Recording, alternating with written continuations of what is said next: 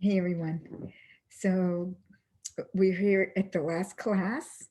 I have some mixed feelings about that. It's sort of bittersweet. So we're going to do a little bit of a review. You know, we didn't even get to cover all the ways in which we can be mindful because there are so many present moment experiences, right? So you can be mindful of walking, mindful of eating, mindful of gratitude. We didn't get to practice with all the positive states. So yeah, I hope going forward that you can try some of these because each one has its own benefits, and it's really cool to be curious about our present moment and what's going on and what's happening, and just see what that has to offer you. So, okay, I'm going to share my screen here because we're going to do a little bit of a review. Um,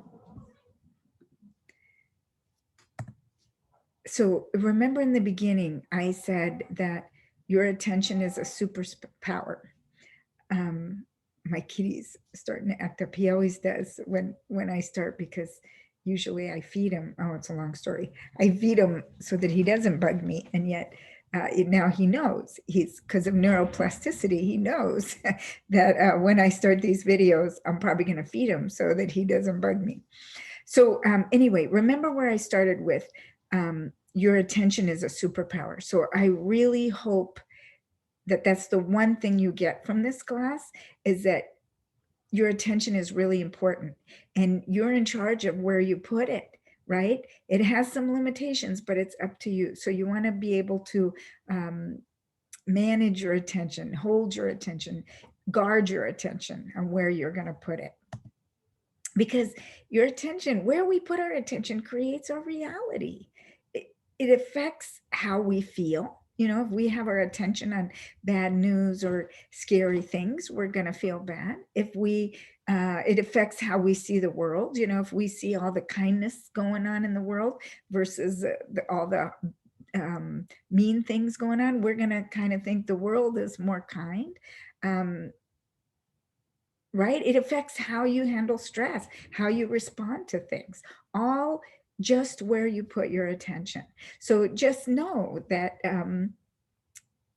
you want to guard your attention. You want to know where you're putting your attention. And I also talked about that it has some weaknesses, even though it's a superpower. So, one is that we have a limited supply. So, again, another reason why you want to um, know where you're putting it so you don't waste it, right?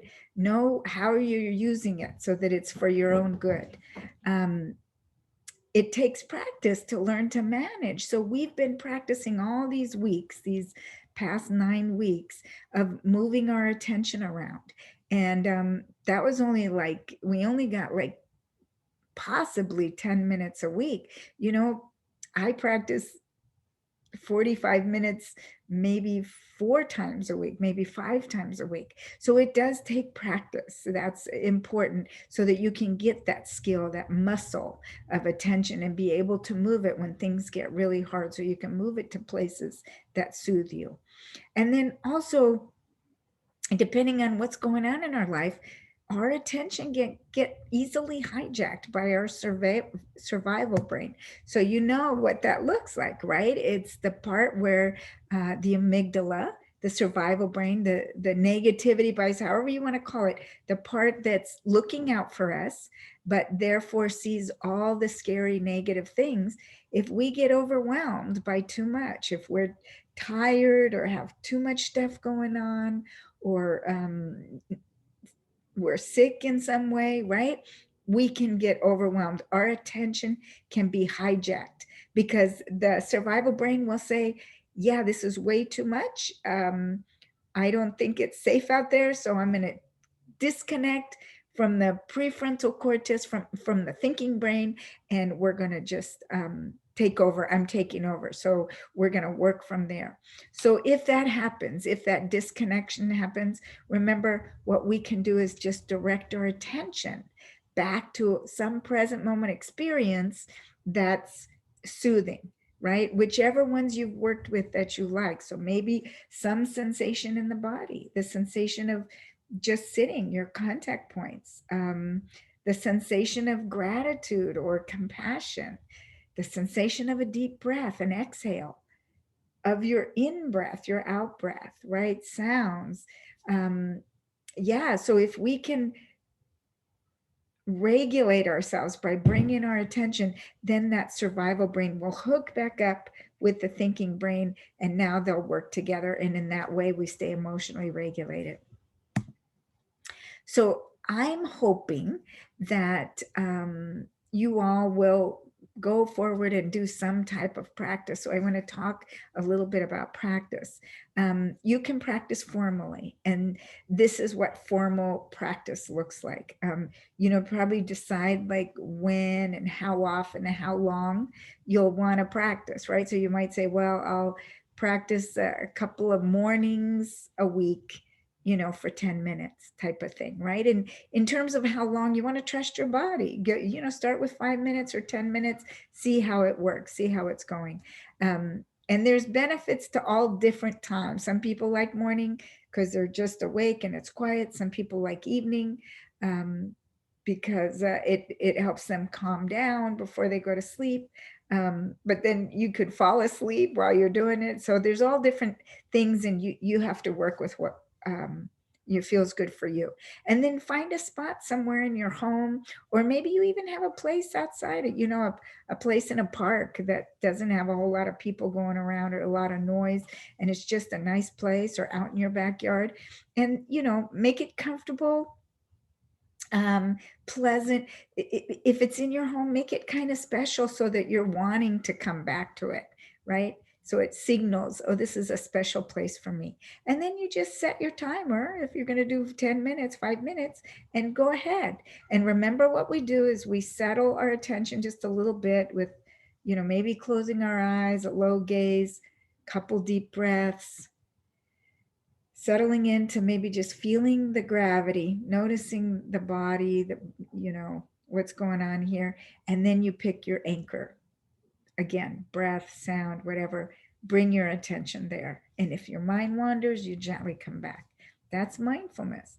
And so you can also use these mindfulness apps. There's many apps. Here's a few of them. We have Calm, 10% Happier, Headspace. This Liberate is actually for people of color. And so they're all mindfulness apps that kind of guide you through, if you like that better. Or you can join an online group if that's something that might help you practice.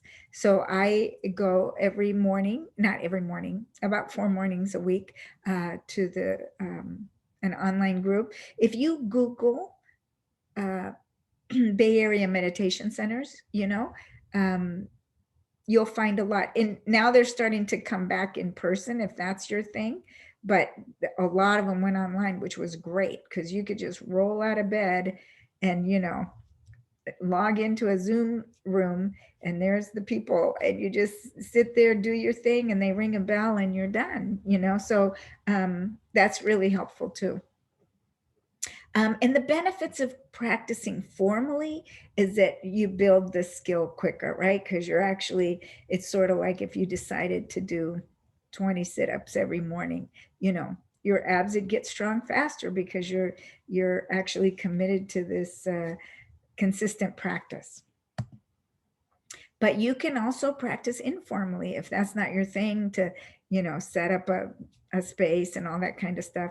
So what that would look like is that you actually just take a couple of tasks, or one task a day of your day, and just be mindful of it. So it could be brushing your teeth, washing dishes, just even when you're sitting down to do homework, when you're eating, when you're walking somewhere in your home, to the next room. And, what you do is you just bring your attention to the sensation of that task.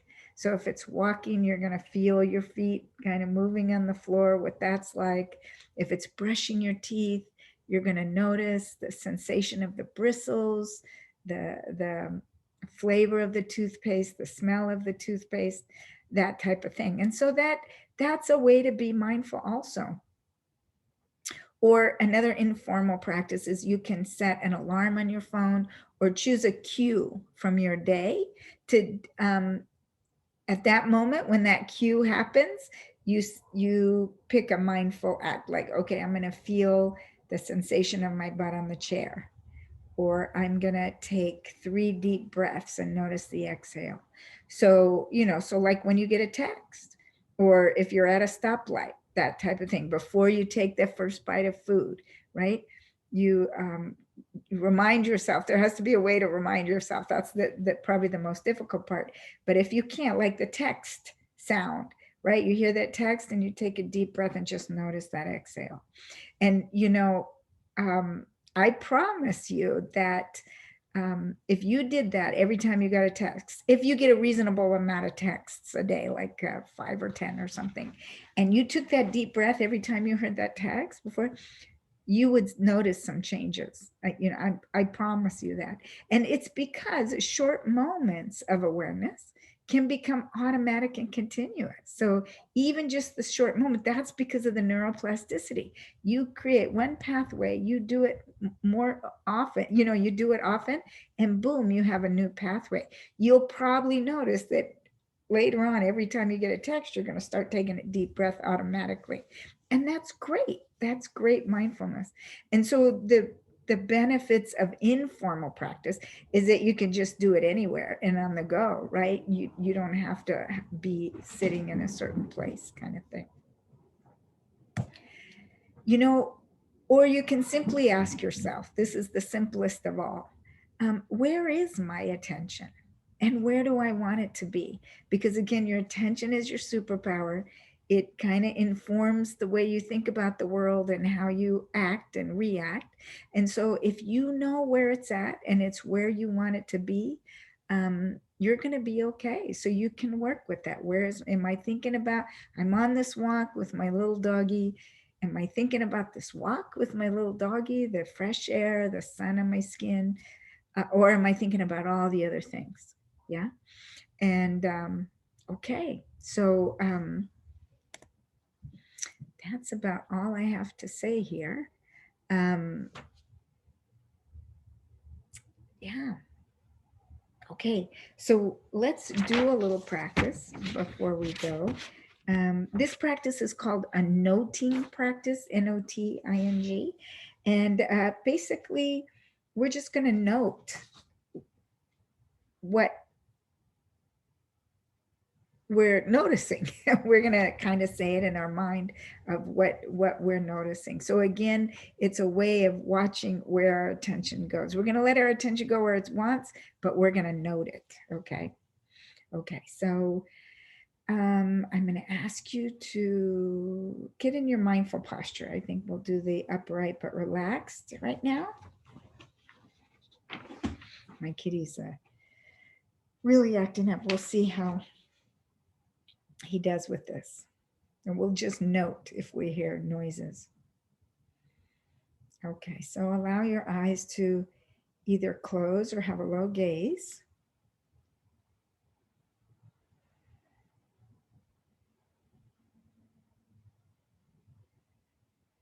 And I invite you to take a couple deep breaths, focusing on the exhale.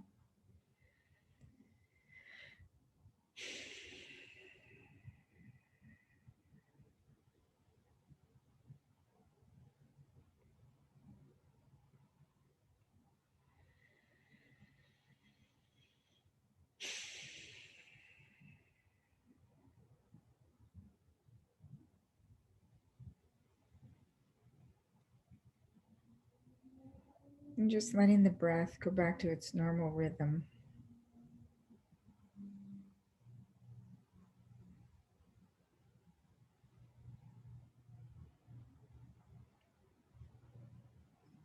And I invite you now to just bring your attention to a contact point of your body to what's holding you up. So just choose one, maybe it's your butt on the chair. Maybe it's your back against the chair. It could be your feet, what they're touching. Or it could be wherever your hands are touching. And just for a moment as we settle in, I invite you to bring your attention to one of those spots and notice the sensation there.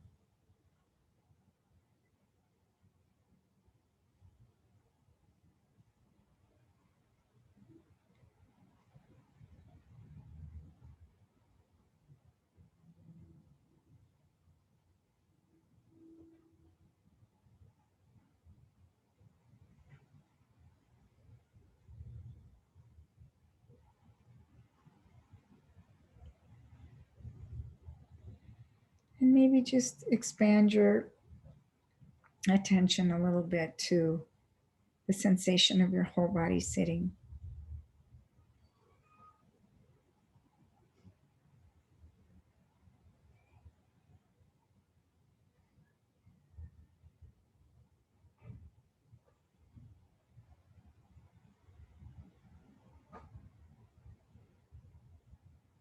So from this space,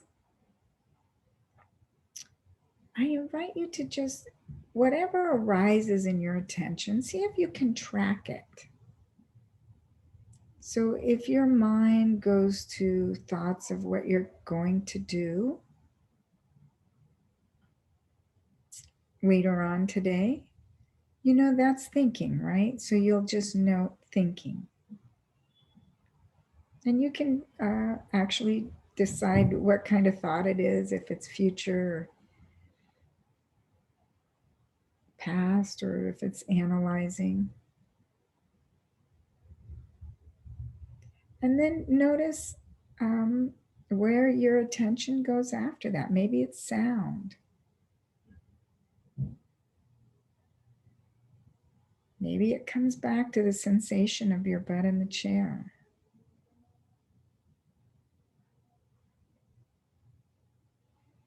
So what you're doing is you're letting your attention move, but you're tracking it with awareness. So it might look something like this. I'll do it for you from what I notice my mind is, so you have a sense.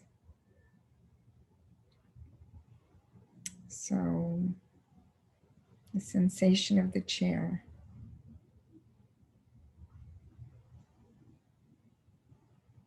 Hands touching.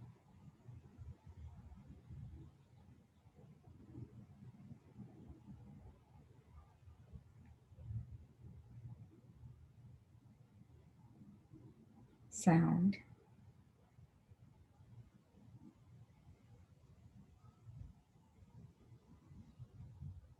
Sound.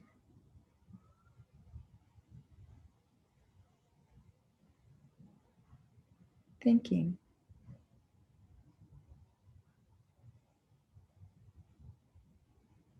So now I'll leave it to you to just gently watch your attention, and wherever it moves, just gently note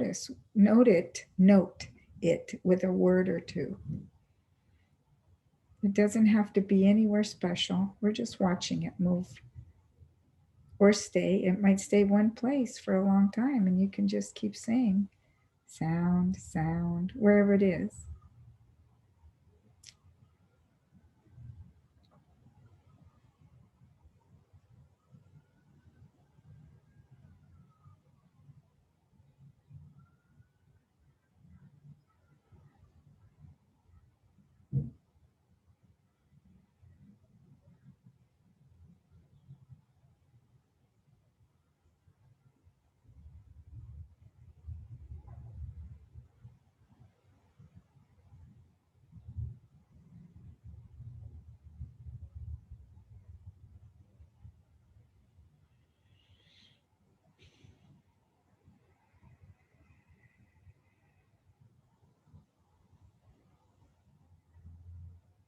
And sometimes you might just get really lost in thought, forgot what you were doing.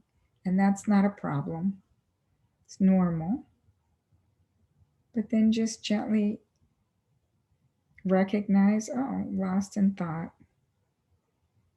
and see where your attention goes after that.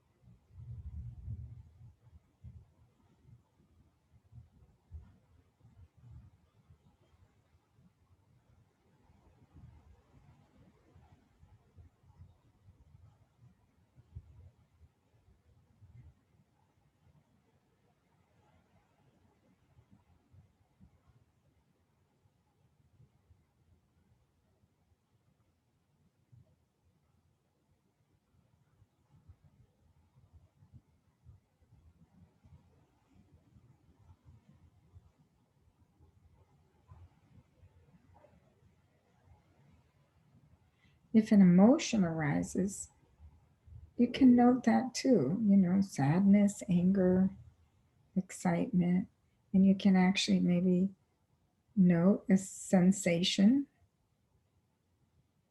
of that emotion.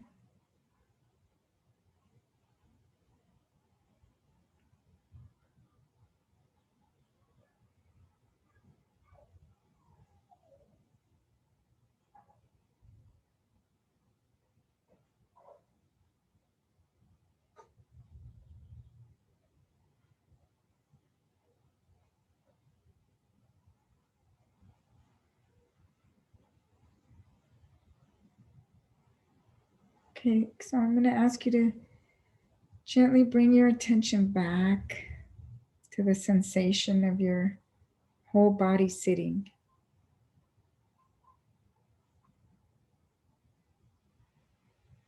Noticing all the contact points. Beginning to notice the sounds in your room. The sound of my voice.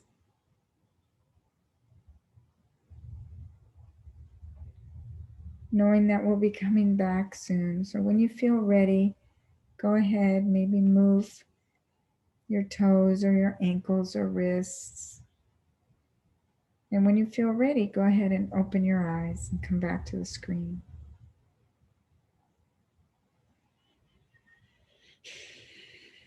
Okay. How was that? Take a look around again.